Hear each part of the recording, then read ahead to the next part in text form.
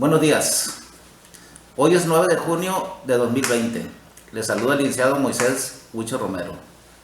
Como siempre, agradezco la atención puesta a este esfuerzo de divulgación del conocimiento jurídico, así como los comentarios recibidos. La frase de hoy: las personas exitosas siempre empiezan a trabajar antes que los demás. Así que nosotros comenzamos. En esta ocasión seguiremos analizando los elementos objetivos del tipo penal. Es el turno de revisar el concepto de objeto del delito. Como una aproximación al concepto de objeto del delito, diremos que lo constituye la persona, la cosa o animal sobre la que recae la acción del sujeto activo. Al objeto del delito también se le conoce con el nombre de objeto material del delito, e inclusive actualmente es conocido con el nombre de objeto material de la acción.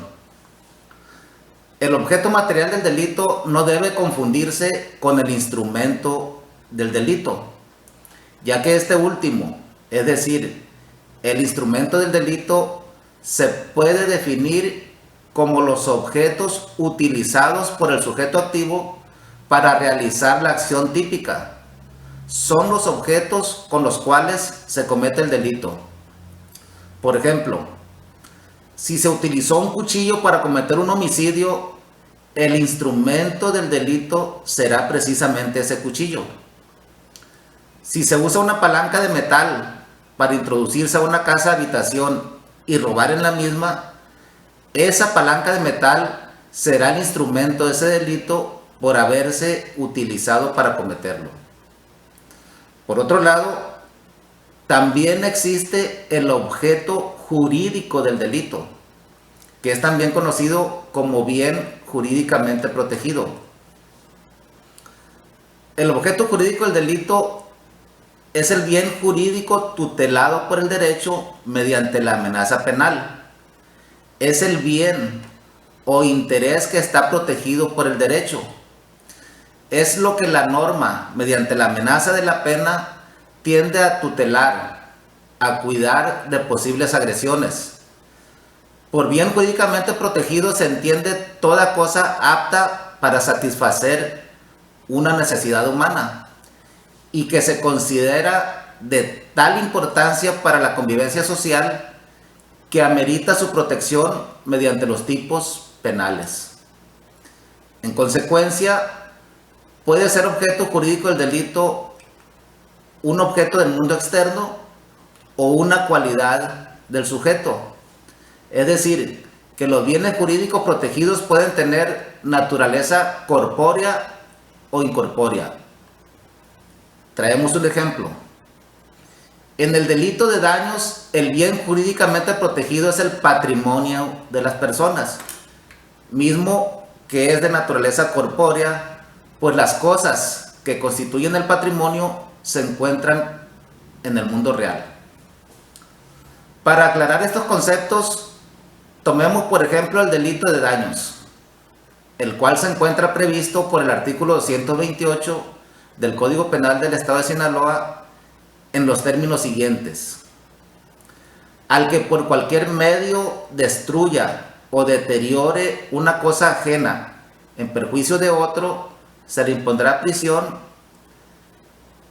Como pueden ver, en este supuesto se aprecia que el objeto material del delito es precisamente la cosa ajena dañada, pues es sobre la misma que recae la conducta típica de destruir o deteriorar, mientras que el objeto jurídico o el bien jurídicamente protegido por este delito lo es el patrimonio de las personas.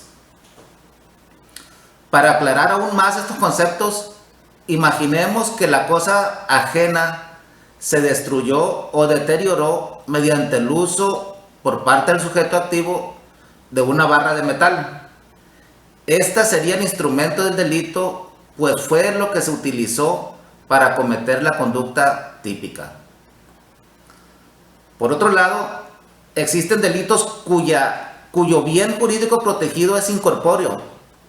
Por ejemplo, los delitos contra la seguridad colectiva, los delitos contra el honor, entre otros. Con lo expuesto hasta aquí podemos decir que el objeto del delito o sobre lo que puede recaer una acción típica es la persona, los animales o las cosas inanimadas. También resulta pertinente aclarar que el objeto material no se actualiza en todos los delitos, ya que en los delitos de simple actividad y en los delitos de omisión simple no existe objeto material. En algunos delitos pueden coincidir el objeto material y el sujeto pasivo, como sucede en el delito de homicidio.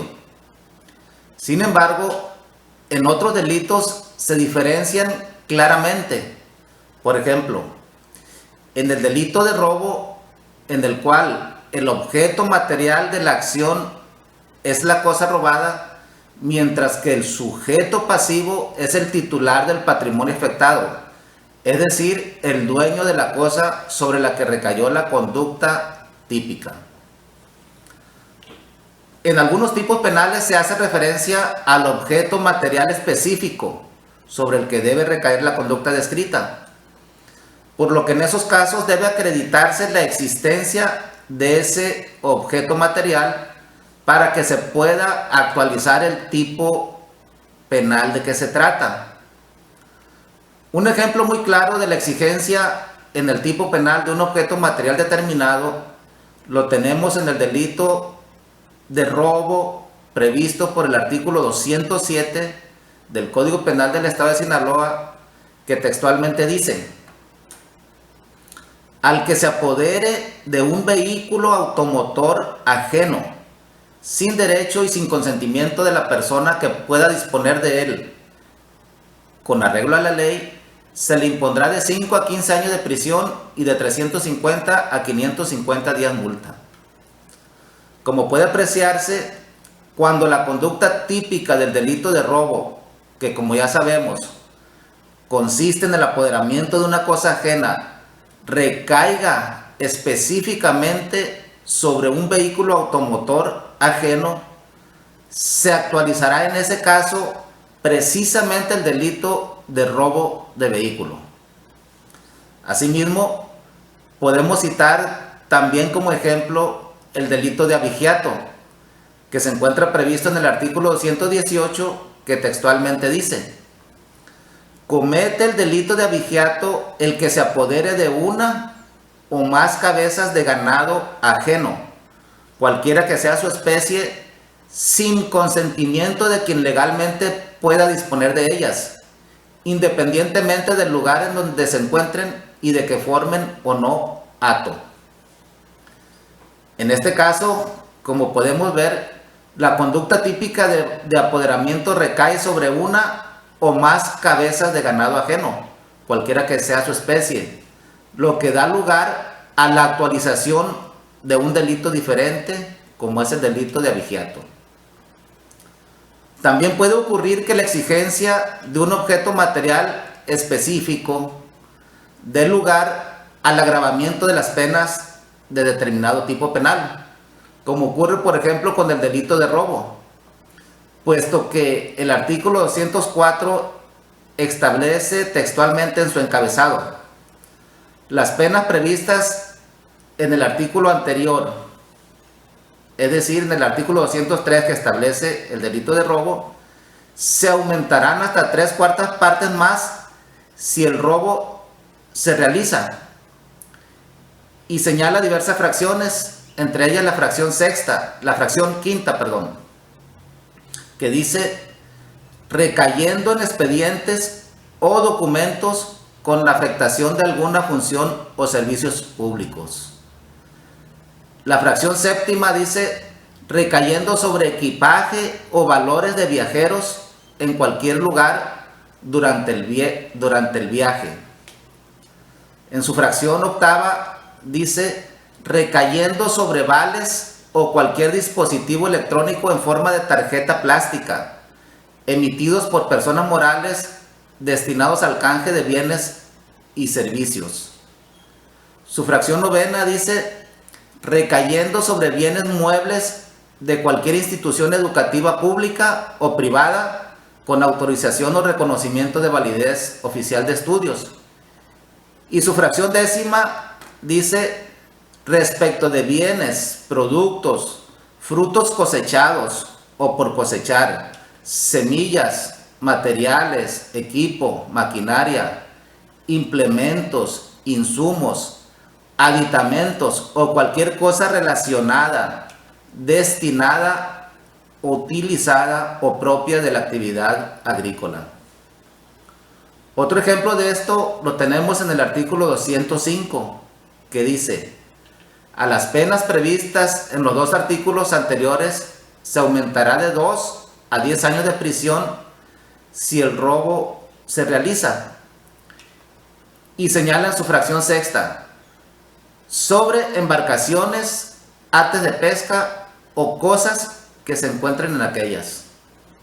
Como puede verse, en estos supuestos se agravan las penas del delito de robo cuando la conducta típica de apoderamiento recae sobre un objeto material determinado por el tipo penal. Hasta aquí el tema de hoy. Espero haya sido de su interés. En la próxima ocasión seguiremos analizando los elementos objetivos del tipo penal. Hasta la próxima.